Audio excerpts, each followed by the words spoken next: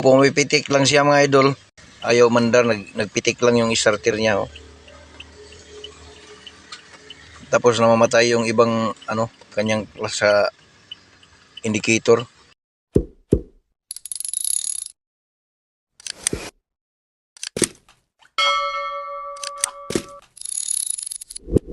So ayan yung may-ari mga idol. Oh. Kaway-kaway sir. Pangumusta sir? Pangumusta sa atong mga viewers. Sa mga viewers. Imuyab. So ato na itanawon dito mga idol sa makina na side sa base fuse ra mga idol. Dinukot natin yung kanyang starter doon mga idol. Riniktahan natin. Nasuwaban natin dito mga idol na starter pa lang problema. So pinatanggal natin. So natanggal na natin siya mga idol. Yung starter dito sa unit ni sir. So testingan natin mga idol sa sa battery. Kung dito na lang natin siya babaklasin para matingnan ni sir kung anong problema.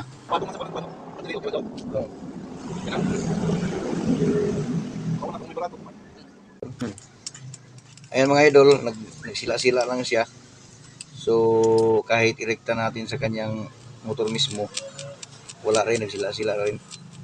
So babaklasin natin ito mga idol.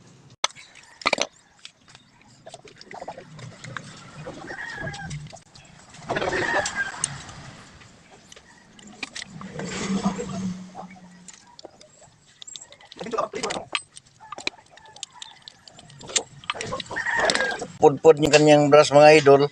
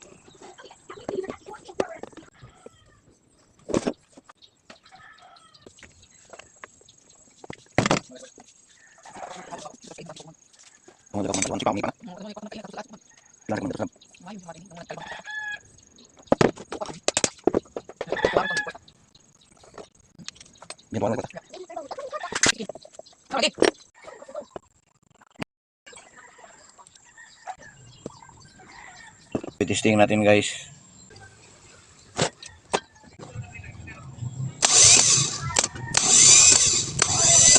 Ibabalik na natin ito sa mga idol sa kanyang unit. Kinabit na natin mga idol yung starter sa ilalim. Okay na mga idol, subukan natin pa-start mga idol. I-start ko na boss.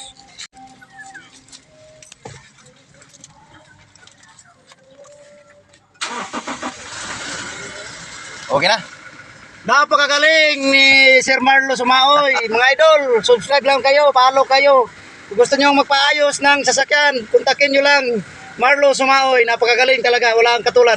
Wala akong masabi, maraming salamat. Hindi lagi magaling, nagpagaling-galingan lang. Maraming salamat at God bless po sa ating lahat.